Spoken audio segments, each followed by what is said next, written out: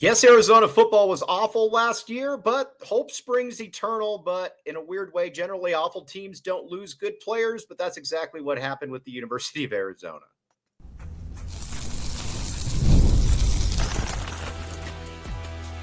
You are Locked On Wildcats, your daily podcast on the Arizona Wildcats. Part of the Locked On Podcast Network, your team every day.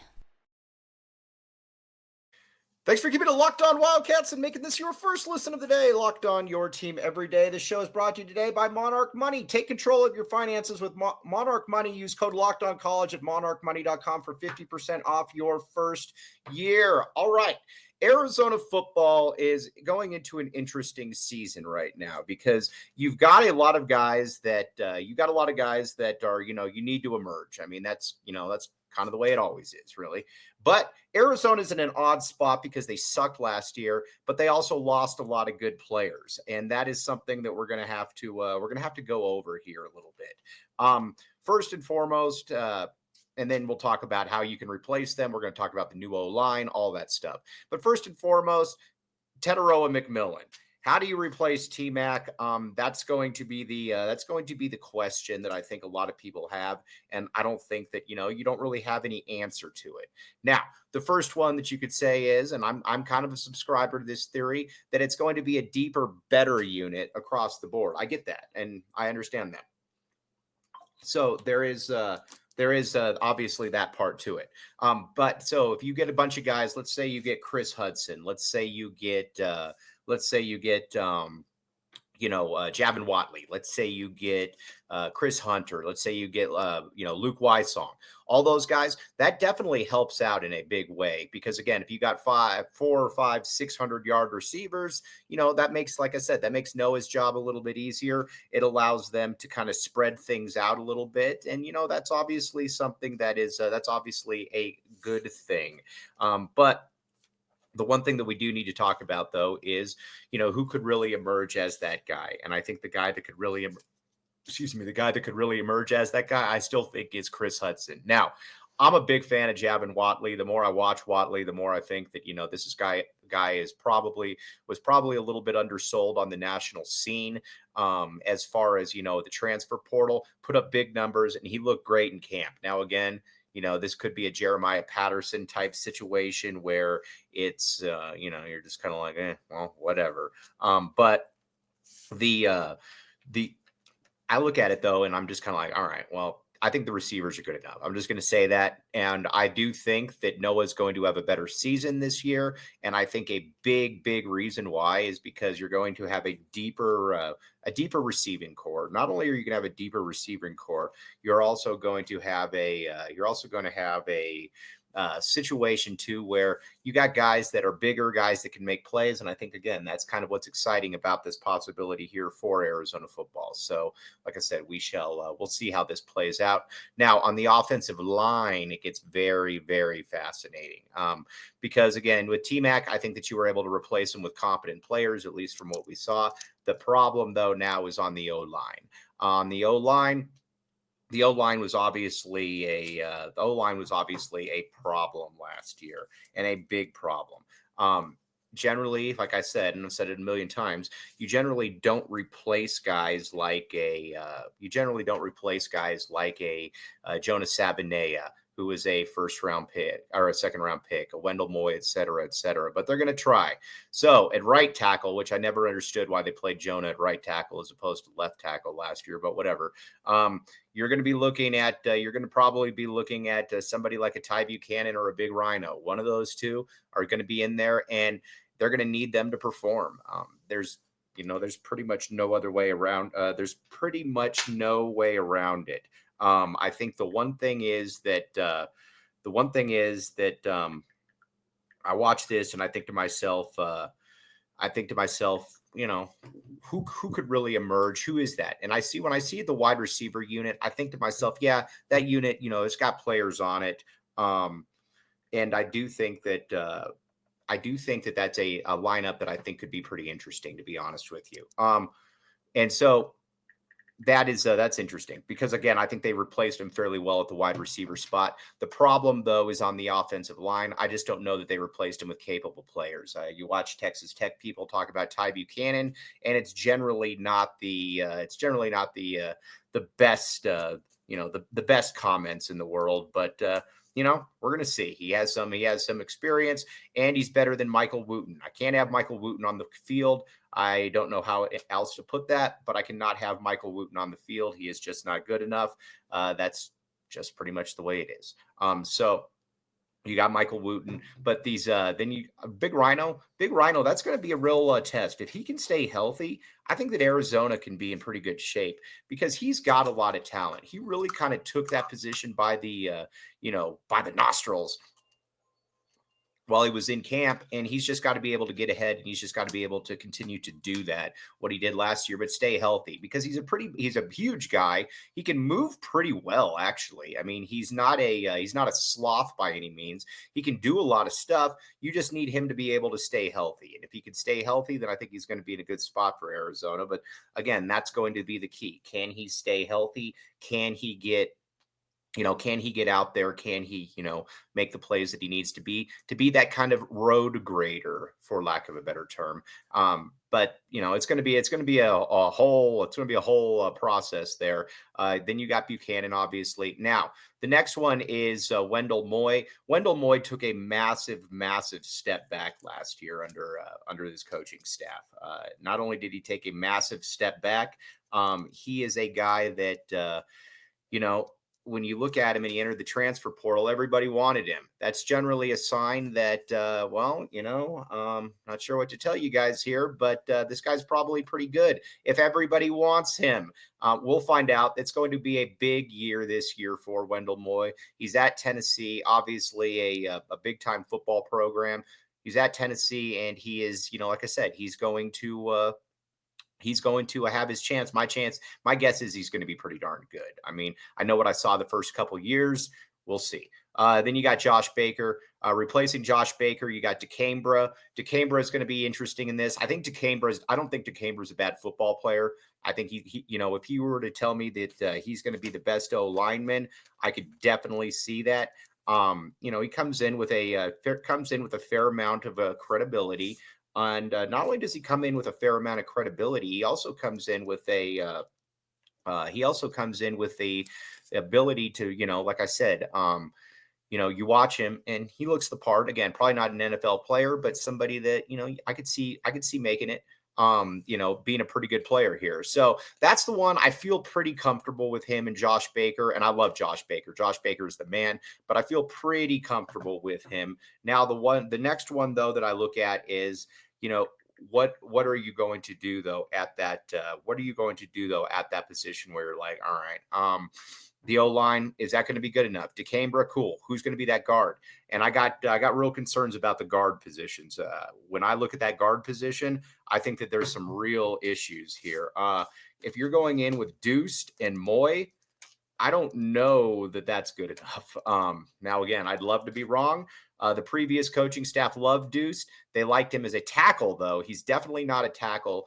This new coaching staff, they moved him into guard, obviously. And he's looked, like I said, they like what they've seen. If it's him and if it's Chuba, then you just need to hope that they're decent. That's what, again, I look at the line. It wasn't good last year, but generally when you lose multiple guys who are NFL type players and you lose a 3-year starting center, it doesn't get better. And that's still what I'm going to come back to. I don't know that they replace those guys. And that to me is still going to be the concern. Now, again, maybe there's somebody else that emerges. Who knows? But I don't really see that being the case at this point. I just need the line to just, if the line can basically just hold serve, I'll be okay with everything. But that, again, that is my concern, is will the line be able to hold serve? And I have no clue about that. And quite frankly, I don't know that anybody really has a clue about that. That is like I said, that's the biggest question mark, because if this team is, like I said, if the line is good, then I think the team's going to be good. If it's not good, then the team's going to be, because again, the players are there. Now, there's an NFL player that didn't play for Arizona, but are we overlooking his possible departure? But first, Monarch Money, my friends, Monarch Money. Okay, here's the deal with Monarch Money. Are you kind of tired of basically just kind of sitting around and saying, "Man, I'd like to be able to make some more money here." So there's that. And Monarch Money says, "Ever wish managing your money felt easier with Monarch Money? With Monarch Money, you got all kinds of good stuff going on." And I think that's where we're pretty much at this point. But when you look at Monarch Money, you'd say to yourself, man, what's the most surprising thing that I noticed? And again, I had no clue that I had no clue that there was that much food that I was just spending on stuff. And I'm looking and I'm ordering things and I'm like, hey, wait a second here. Why am I getting this food? Why is this coming here? Why is this coming there? And I just spent over $800 on it. Monarch Money can really help you out in that one as well. And now I've been meaning to get serious about saving. Monarch Money has gotten in there as well. And the great thing about it too is that it's a one-stop shop. You don't have to go through 30 different things. Take control of your finances with monarchmoney.com. Use code LockedOnCollege at monarchmoney.com for 50% off your first year. That's monarchmoney.com, code LockedOnCollege for half off your first year. All right. Now, okay, so you got that. And with Monarch Money, the other thing as well, just save some money. You want to be able to do that. You save some money, you're going to be in good shape. Check it out, Monarch Money.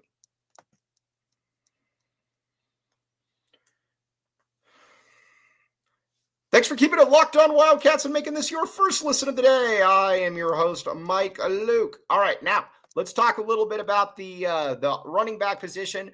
Listen, going into last year, I think everybody expected Ja'Cory Krosky-Merritt to be really, really good. I think he would have been. He would have been. He's a guy that, like I said, you watch him.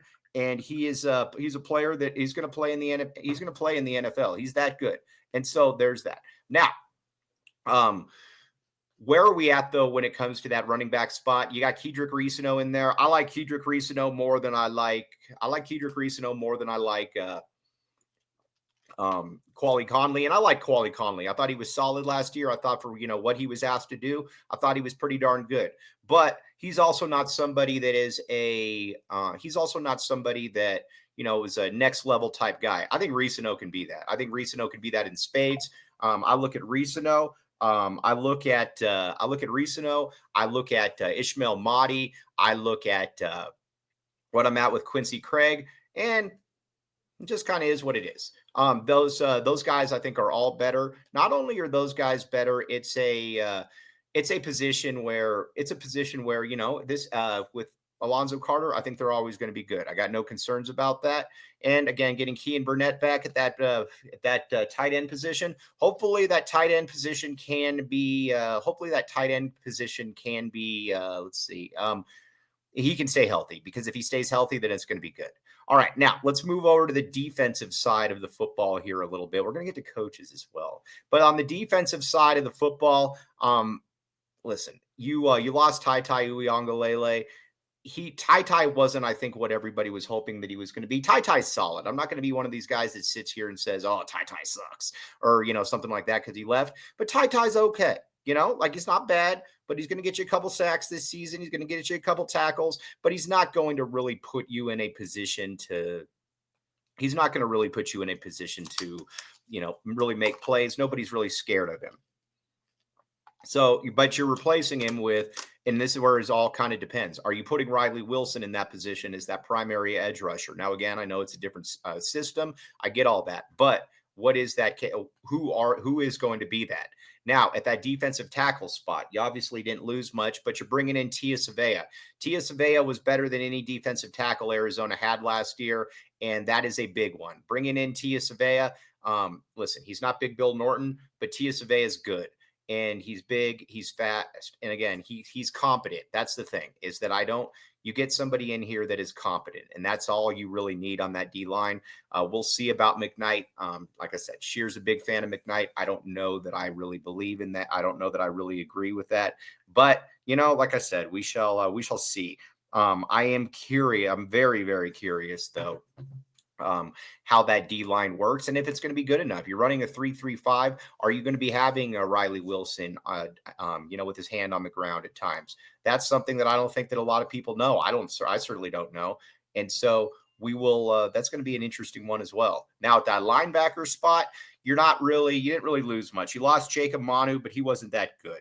When you lost Jacob Manu, you didn't lose the Jacob Manu from 2 years ago. You lost the Jacob Manu from last year, where he was overweight. He was slow to the punch. He was slow to the attack.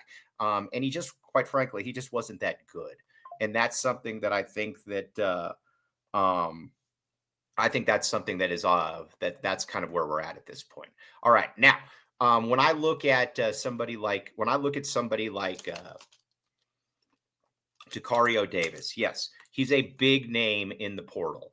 But Tetairoa Davis was kind of just, he was kind of an egomaniac, I think, to a certain degree. I'm not saying he's a bad kid, but on the football field, when he would get burnt and then he would push a guy out of bounds and then he would start talking crap to him, or like he would get the ball thrown to him and, kind of the tale of his life, he would drop it. And then for whatever reason, and we had Dwayne Aquino on one time and he was talking about it. He said, some guys, they put themselves in position, but if you don't catch the football, then it doesn't really matter. All it does is negate it down.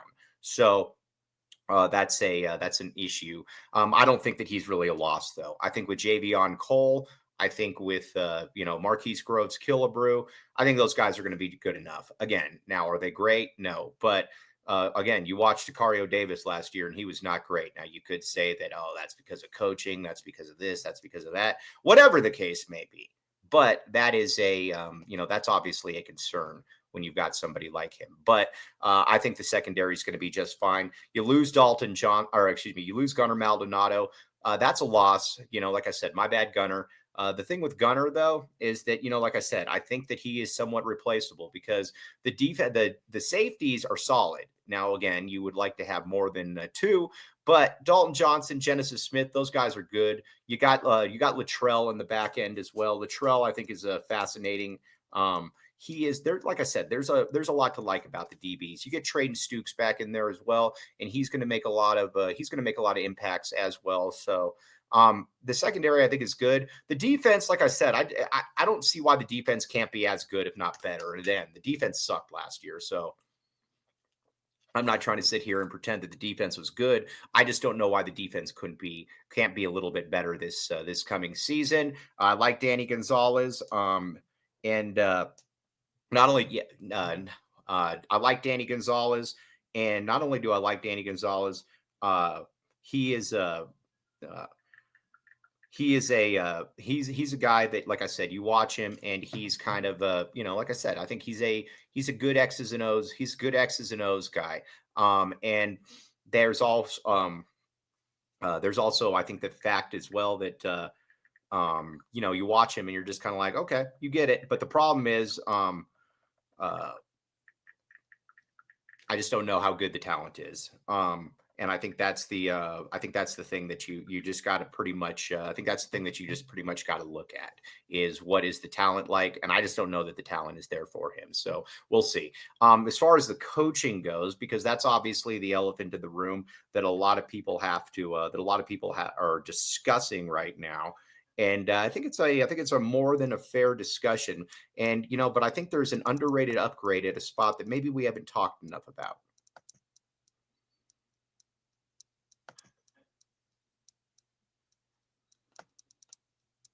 But first, game time. Game time. All right, here's the deal with game time. Now, let's say you're saying to yourself, man, I want to get to some of these Arizona football games. Well, who doesn't want to get to some of those Arizona football games? We've all been there logging on early and waiting forever for concert tickets to go on sale, or going to a football game and you're waiting and then you lose your turn in line, and it is infuriating. It is super annoying. So tired of the endless scrolling to find the best deal? Game Time Zone Deals. Pick the best seats in your section for you. Ever wonder what your view view look like before you buy? The app shows you a panoramic seat view, and there are no surprises. Again, here's the deal with it. Take the guesswork out of buying a concert and show tickets with Gametime. Download the Gametime app, create an account, and use code LOCKEDONCollege to get $20 off your first purchase. Terms apply. Again, create an account and use code LOCKEDONCollege for $20 off. Download the Gametime app today. Last-minute tickets, lowest prices guaranteed. Again, all kinds of good stuff with Gametime. Check it out. And again, don't wait. Get in there and get a better deal.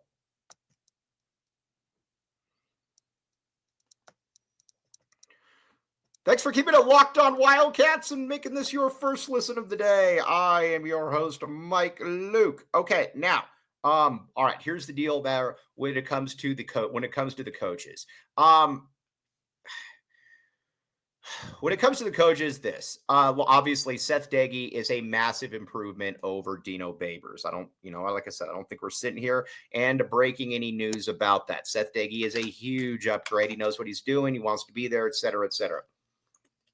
You still got Oglesby there, though, and that's going to be interesting because you're going to be running an offense that he's never run before. I don't know that I like that, but at the same time, I also don't know that we can sit here and say that, that's really not an option. So we'll find out. I like Seth Doege, though. I think he's a really good coach. I like what he does. And on the defensive side, I like Dwayne Aquina. I think he got kind of a bum rap. I think from an X's and O's purely schematic perspective, Danny Gonzalez is probably a little bit better. The thing with Gonzalez, though, like I said, is you're losing the best secondary coach of all time. And last year, the linebackers were awful for Arizona, but, now you're moving Danny Gonzalez in there. So we'll see. But I watch this team. I look at this team, though, and I think to myself that this is like I said, this is a squad that you're hopeful can get to a bowl. But again, a lot of things have to happen. And like I said, one of the weirdest things, because generally this isn't the case, and it kind of speaks, I think, to probably some of the mismanagement from last year. Generally, you don't worry about, if you're a really bad team, you don't worry about replacing a lot of good players. But that's what Arizona's having to do with T-Mac. That's what they're going to have to do with Big Jonah, Wendell Moy, Gunnar Maldonado, et cetera, et cetera. Now, you do get some guys back, obviously. And it's going to be interesting to see what these newcomers can do because they brought in a lot of guys. Can Chris Hudson be good? Can Javin Watley be good? Can Luke Wysong be good? I mean, we've watched, you watch these guys, but, people have been fooled in camp before as well. So, is this a Jeremiah Patterson situation or is this somebody that's going to be, really good? And I don't think we know the answer to that. The other one, too, have the new special teams coach. He's really good. And so I think having Tyler Loop in there, like I said, Tyler Loop in there, he's gone. So, and he's one of the best kickers in the country last year, if not the best kicker. He's taking over. And not only is he taking over, he's also in the spot too, where he is you watch him and you just generally don't replace players like that. And Arizona fans have seen that. I mean, we've dealt with bad kickers in the past. I mean, everybody here has lived through the Zendejas era and not Alex. So, the difference the kicking makes. Arizona lost him. Who's going to be that? Can Salgado Medina, can he be a competent replacement? And I don't know that he can be a competent replacement, but I will say that, like I said, I got faith in this coaching staff with the special teams. I think they're going to be decent. Now, again, could be totally wrong on that. And again, here's all I'm going to go. All I need for this team is 5 wins going into the ASU game. And if they can be competitive in that game, I will take it. And we'll go from there. But I have to know what I'm watching, though. Last year, like I said, I can't forgive it because it was boring. And it was boring and they weren't good. That is a terrible combination. If you're going to lose, entertain me. Have stuff out there that makes this fun. Have stuff out there that makes this look enjoyable. Yes. So there's that. Wanted to talk basically today about replacing the stars. And then tomorrow we're going to be talking about getting Noah back, getting Noah right. What exactly has to go into that? Obviously, Seth Doege is going to be a huge part of this. But make no mistake, the people out there that don't buy Noah, we all know what we saw. And this wasn't, and you could say, well, it was just the system. Well, he came into a system where Jaden Delora was in there, who Jed Fish loved, and he immediately made it a lot better. So, like I said, it's going to be an interesting season for Arizona football. Obviously, a huge season for Brennan as far as wins, losses, what they can do, and from fan support as well. I don't know that a lot of people are going to sit here and say, "Yeah, I'm cool with this" or "I'm cool with that" when you're watching something that is boring and not good. So we shall see. But like I said, hope springs eternal with camp here. But camp is here. All right. On that note, though, very much appreciate you all making Locked On Wildcats your first listen of the day. I'm your host, Mike Luke. Bear down, back the A, locked on your team every day. We will be back with you.